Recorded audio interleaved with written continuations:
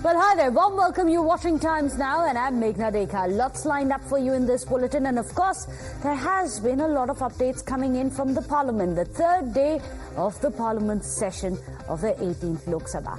Of course, now, let's tell you how not only has India now returned to the era of coalition governance at the centre after the 2024 Lok Sabha polls, but we have also now once again had a former leader of opposition in the Lok Sabha. In fact, after falling short of the 10% MPs requirement to the main opposition party in the last two elections, the Congress now has required numbers and has finally appointed Rahul Gandhi to this post. Well, this is Rahul Gandhi's first constitutional post in what has been now his fifth consecutive term as an MP.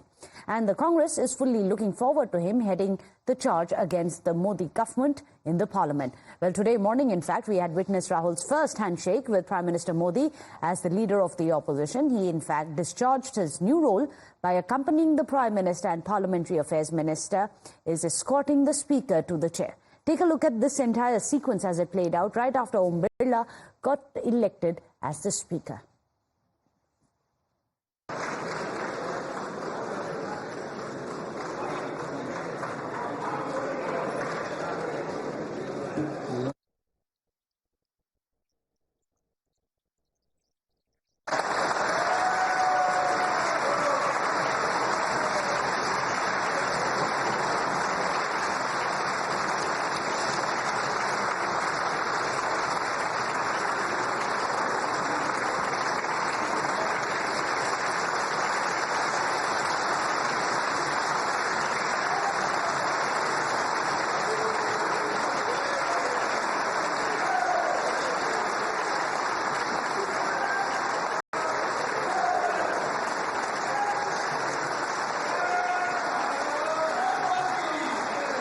आपके chair है, आप संभालें please.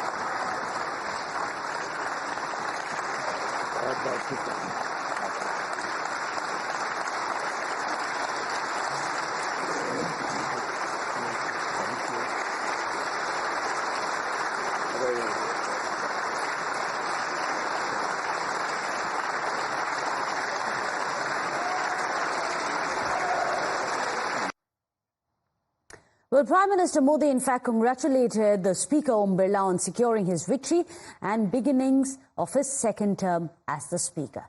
Watch this. हम सब चाहते हैं कि सदन में आचरण, सदन के नियमों का पालन हम सब करें, और आपने बड़े सटीक तरीके से संतुलित करके और कभी-कभी कठोरता के साथ भी फैसले लिए हैं। मैं जानता हूं कि ऐसे निर्णय आपको पीड़ा भी देते हैं, लेकिन सदन की गरिमा और व्यक्तिगत पीड़ा में आपने सदन की गरिमा को पसंद किया और सदन की परंपरा को बनाने का प्रयास किया। ये साहसपूर्ण काम के लिए भी आदरणीय अध्यक्ष जी, आप अभिनंदन के अधिकारी हैं। मुझे विश्वास है आदरणीय अध्यक्ष जी, आप तो सफल होने ही वाले हैं, लेकिन आपकी अध्यक्षता में ये 18वीं लोकसभा भी बहुत सफलतापूर्वक देश के नागरिकों के सपनों को पूर्ण करेगी।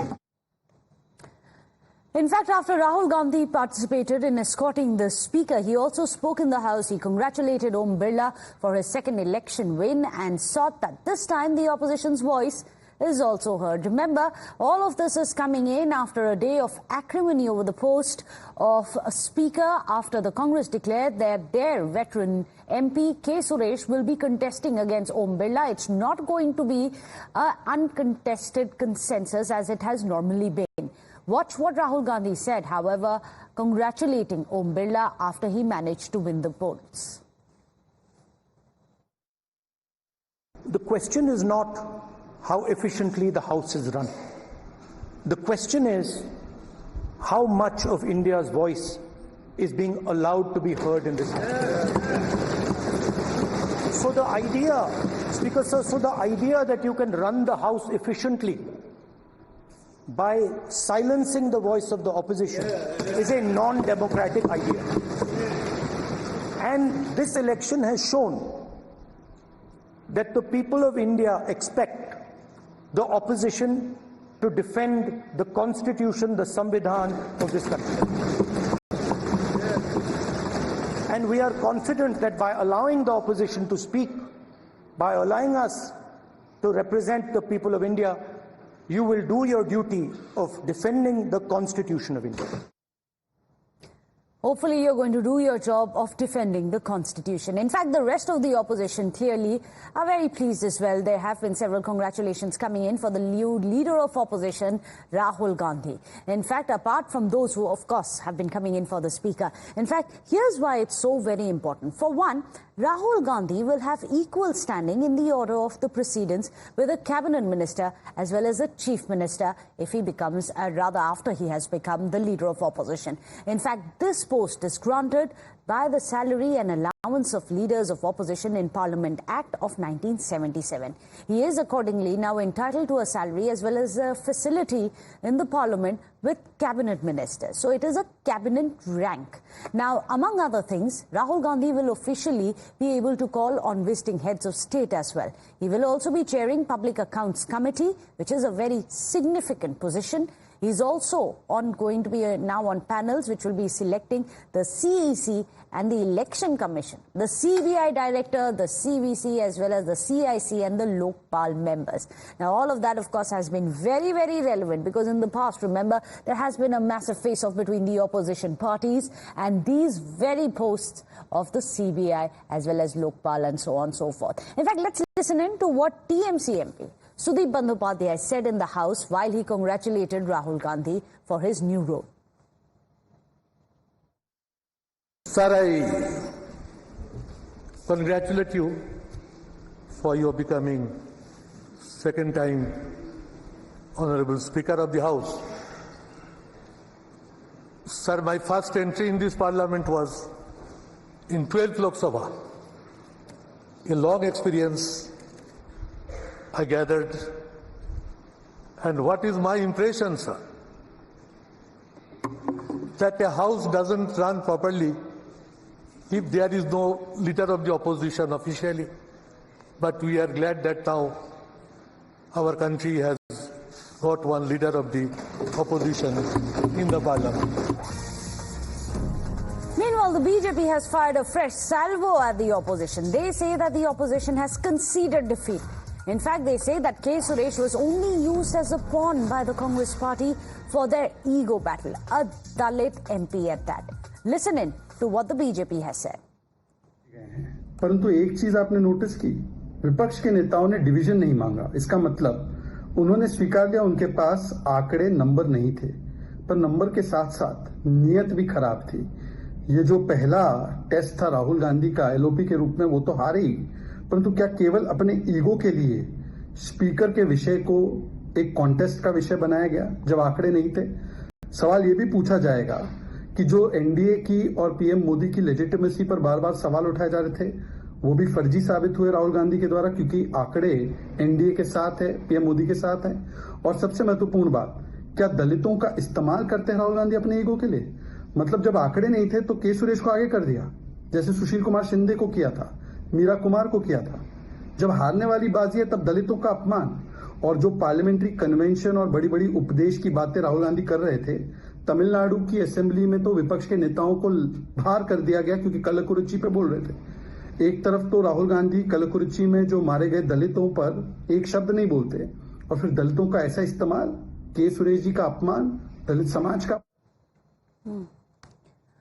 Well, let me go across. Joining us today on the show, Mr. R. Rajagopalan, a senior journalist. JVC Sriram is joining us, a political strategist as well as a commentator. Ashutosh, a senior journalist. Parvinder Singh Sethi, a political analyst. Ashutosh, I'm going to come to you first. As you just heard, the BJP training their guns on Rahul Gandhi. But do you think, after all, this was the first battle, the first election after the 2024 polls? This kind of a confrontation when the Congress, the opposition parties did not have the numbers. Has that backfired? Because it now makes it very clear that not only does NDA have the numbers, but there is also a mandate which is now associated with the speaker post, which earlier would have been just as per protocol and convention. See, I don't give much weightage to what the TV panelist of the Bharatiya Janata Party speaks in a video blog. Has the Parliamentary Affair Minister spoken about it?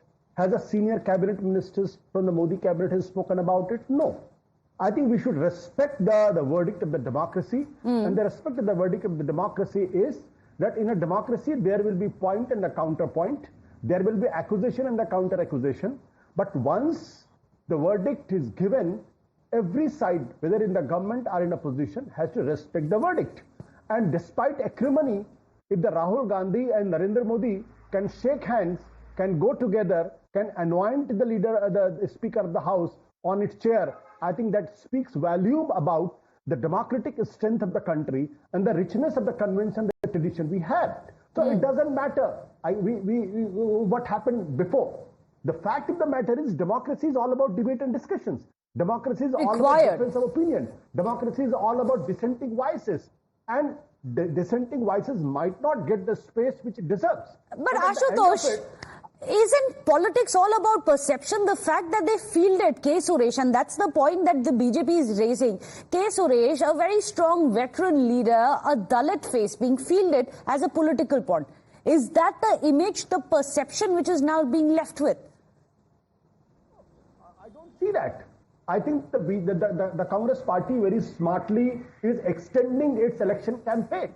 Because the Congress party has realized that the 400 par ka jo nara tha, it has alienated expectation of the Dalits on the ground. And look at what happened in UP and what happened in Maharashtra. Both are the grounds of the Dalit movement in the country. And in both the places, BJP has cut a sorry figure.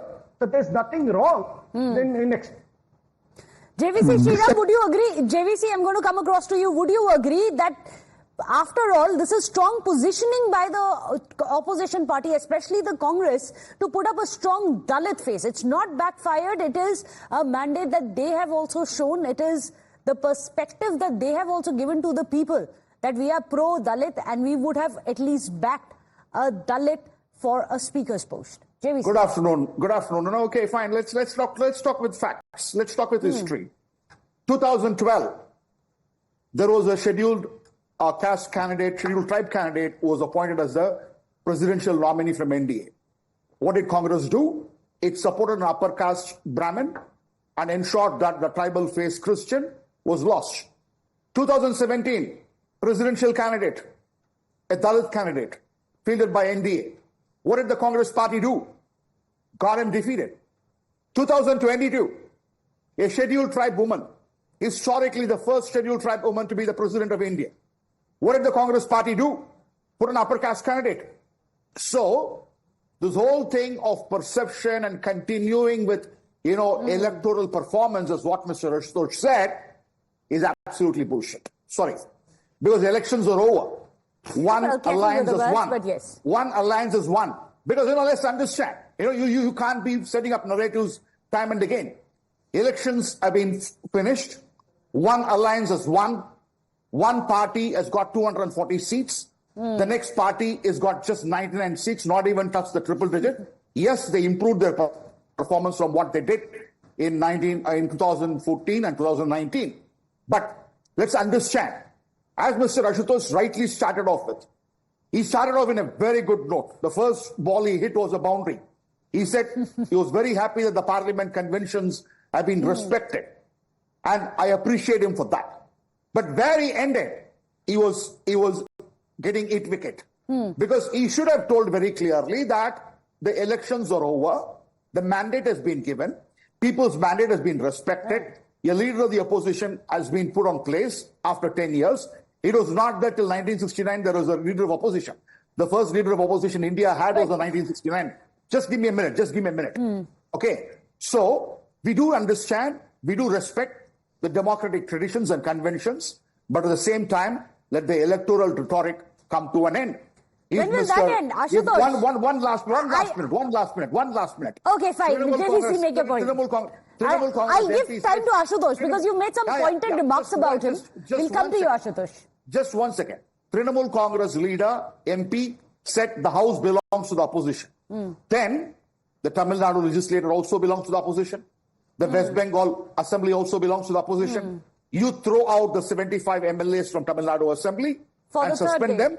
Yeah. And West Bengal, what is happening is known to the world. If you have a convention, respect the convention across the country. Don't be selective in choosing where you want to and where you do not want to. And that is what I would like to talk to a neutral journalist like Mr. Ashutosh. Several important points have been made. Ashutosh, I'm just going to come to you. There is a reaction which is coming in. Pramod Tiwari, Congress MP, has spoken exclusively 2 times now. An open admission coming in from the Congress that yes, indeed, we knew it was a symbolic gesture to field our own candidate, but we did it as a mark of protest. Listen it.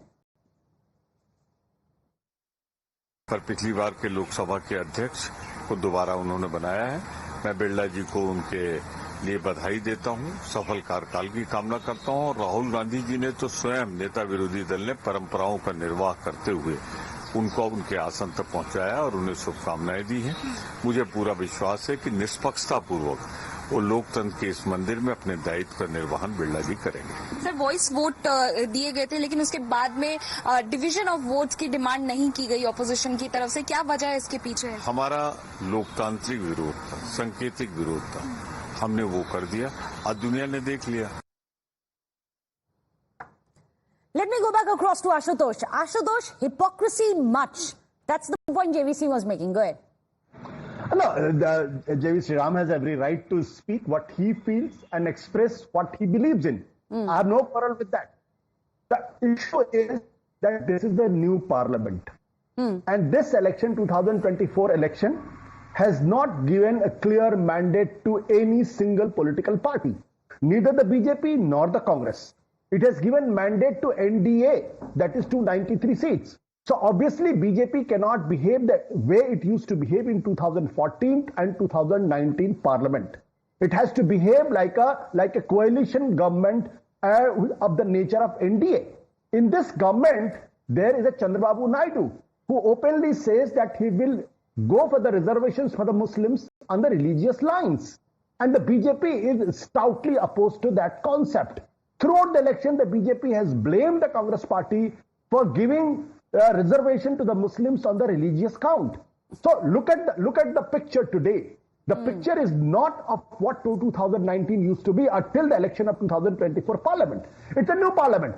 So we have to accept that. Second thing is, I think the coalition politics demands that the Mr. Prime Minister Narendra Modi and the leader of opposition Rahul Gandhi, they should keep handshaking each other, talking to each other, cooperating with each other, coordinating with each other for the betterment of the parliament, for the betterment of the democracy. And I'm very happy that I have seen the Prime Minister Rahul Gandhi shaking hands, taking together to the speaker to the chair. I think that speaks volume about the richness of Indian democracy and parliamentary system. I think all of us agree with you there that democratic conventions in this manner on display are very important. But why just a handshake? In the past, Rahul Gandhi has even given out jhappis in the parliament. But Mr. Rajagopalan, he's made a very serious point here. Ashutosh has really hit the nail on the head that this time around the BJP does not have the kind of brute majority that it did used to have in the past. They will have to change some of the strong arm tactics, as it is being called by the opposition. Why not concede the deputy speaker's post to the opposition, as many would say has been the convention? They could have done that. Entire face-off could have been avoided, even the elections avoided. That is politics, Meghna. Second thing, today is the best strategy by the opposition parties because Trinamool leader Madam Mamata Banerjee, Sharad Pawar and NCP leader views were prevailed on Rahul Gandhi. Otherwise, Rahul Gandhi would have been a fiasco if they asked for the division. BJP would have got 310 votes as per my understanding, 307, 310. That means Rahul Gandhi would have got an egg on his face. So therefore, my understanding of politics is this government is going to stay for 5 full years. Second thing, the opposition were jumping. Katakat, katakat, katakat. This Naidu and Nitish Kumar katakat did not work today. And moreover, they were wanting to have a division. It is Sharad Pawar and Mamata Banerjee who said, do not go for division. You put up a candidate without consulting us. Right. Suddenly Rahul Gandhi sprang a surprise and he announced the name of today without consulting everybody. Yesterday, Abhishek Banerjee was on record to say that we were not consulted. So therefore, opposition got divided today. So in their bid to target the Modi government to get that post of deputy speaker, Did the opposition invariably now expose the chinks in their own armors? Well, that's the big question. I need to slip into a short break. Parvinder Singh Sethi is also with us, but a short break because on the other side we are expecting some fast-paced development. Since we are talking about the opposition, this one is going to be on the Arvind Kejriwal front. A quick break. We're going to return with more details. Stay with us, gentlemen.